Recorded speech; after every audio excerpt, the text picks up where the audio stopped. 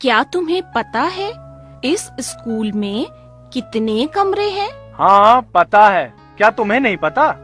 नहीं, परंतु मैं फिर भी तुम्हें कमरों की संख्या बता सकती हूँ। वो कैसे? तुम इस स्कूल में कमरों की संख्या को दुगना कर लो। कर लिया। अब इसमें 5 जोड़कर प्राप्त संख्या मुझे बताओ। उत्तर आया 25। अब मैं तुम्हें जादू से बताती हूँ कि तुम्हारे इस स्कूल में 10 कमरे हैं। तुम्हें कैसे पता लगा? ये तो मुझे भी पता है कि तुम्हें कोई जादू वादू नहीं आता। अरे यार, मैंने इसे समीकरण बनाकर प्राप्त किया।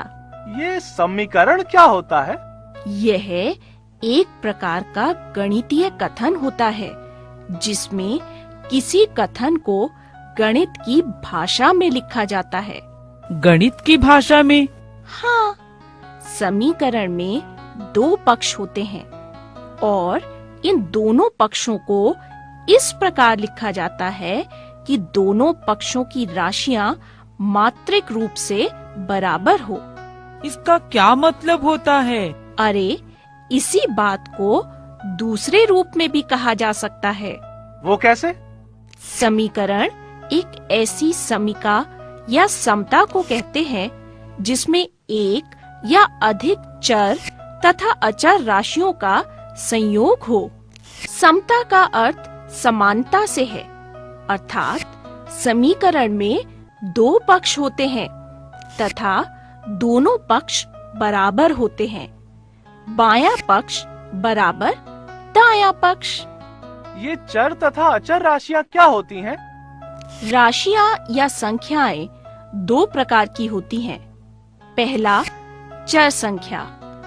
जिन संख्याओं का मान परिस्थिति के अनुसार बदलता रहता है उन्हें चर संख्या या चरांक कहते हैं। इन्हें अंग्रेजी के अक्षर P, Q, R, X, Y, Z इत्यादि से दर्शाया जाता है और स्थिति के अनुसार इनका मान ले लिया जाता है या ज्ञात किया जाता है। दूसरा, अचर संख्या।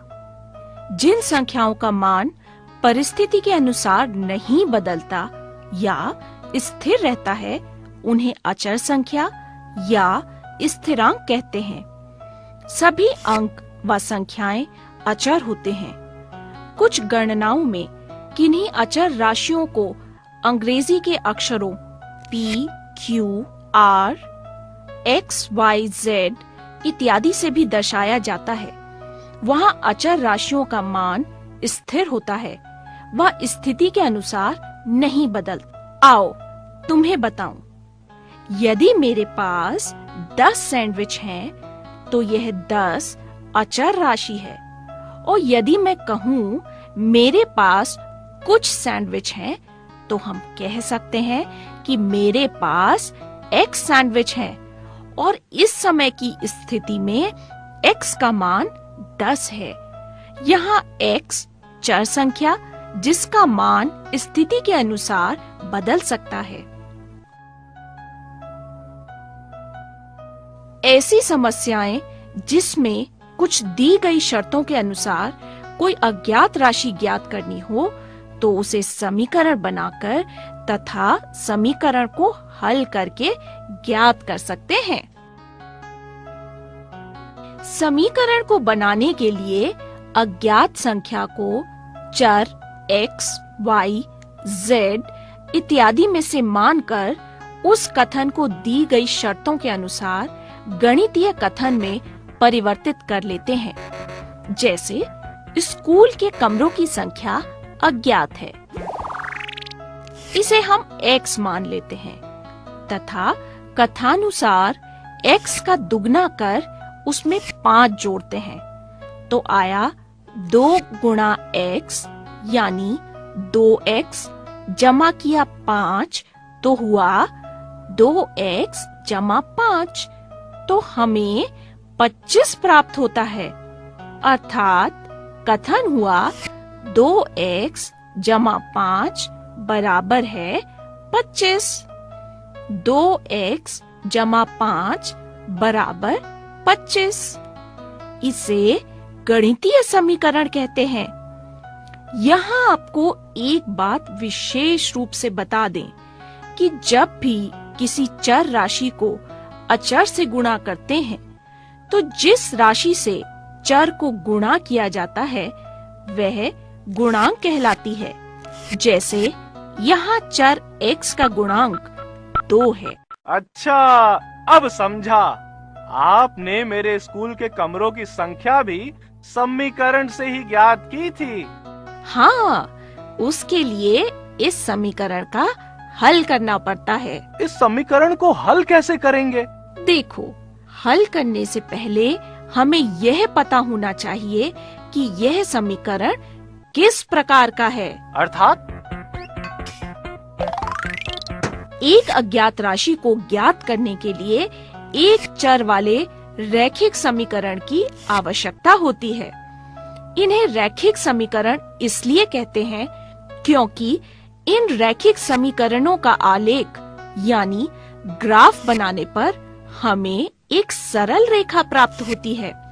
एक चर वाले रैखिक समीकरण को हल करते समय निम्न बातों का ध्यान रखा जाता है। समान अंक को दोनों पक्षों में जोड़ने पर समीकरण अपरिवर्तित रहता है। 2x जमा 5 बराबर 25 जमा 5 व 2x जमा 5 बराबर 25 दोनों तुल्य समीकरण हैं। समान अंकों को दो पक्षों में से घटाने पर समीकरण अपरिवर्तित रहता है। 2x जमा 5 घटा 5 बराबर 25 घटा 5 या 2x जमा 5 बराबर 25 दोनों तुल्य समीकरण हैं। समान अंक से दोनों पक्षों को गुणा करने पर समीकरण अपरिवर्तित रहता है। जैसे ब्रैकेट शुरू 2x जमा 5 ब्रैकेट बंद गुणा 5 बराबर 25 गुणा 5 व 2x जमा 5 बराबर 25 दोनों तुल्य समीकरण हैं। समान अंक से दोनों पक्षों को भाग करने पर समीकरण अपरिवर्तित रहता है। जैसे ब्रैकेट शुरू 2x जमा 5 ब्रैकेट बंद भाग 5 बराबर 25 भाग 5 व 2x जमा 5 बटा 5 बराबर 25 बटा 5 व 2x जमा 5 बराबर 25 तुल्य समीकरण है। रैखिक समीकरण को हल करने के लिए कुछ पदों या संख्याओं का पक्ष बदलना पड़ता है। किसी संख्या को बाएं पक्ष से दाएं पक्ष में या दाएं पक्ष से बाएं पक्ष में ले जाने पर संख्या का चिन्ह यानी संख्या पर हो रही सक्रिय निम्न नियम से परिवर्तित होता है। पहला, जमा चिन्ह वाली संख्या परिवर्तित हो जाती है घटा चिन्ह में। दूसरा, घटा चिन्ह वाली संख्या परिवर्तित हो जाती है जमा चिन्ह में। तीसरा, गुणा चिन्ह वाली संख्या परिवर्तित हो जाती है भाग चिन्ह में। चौथा, भाग चिन्ह वाली संख्या परिवर्तित हो जाती है गुणा चिन्ह में। अर्थात किसी पद या संख्या को एक पक्ष से दूसरे पक्ष में संक्रिया बदलकर सीधे लिखना पक्षांतरण या स्थापन करना कहलाता है। जैसे 2x जमा 5 बराबर 25। जमा 5 का पक्षांतरण करने पर घटा 5 में परिवर्तित हो जाती है तो आया 2x बराबर 25 घटा 5 यानी 2x बराबर है 20। गुणा 2 का पक्षांतरण करने पर भाग 2 में परिवर्तित हो जाती है तो आया x बराबर 20 भाग 2 या 20/2 यानी x बराबर 10। समझ गए तुम? हाँ, अब तो मुझे भी समीकरण बनाना व हल करना आ गया।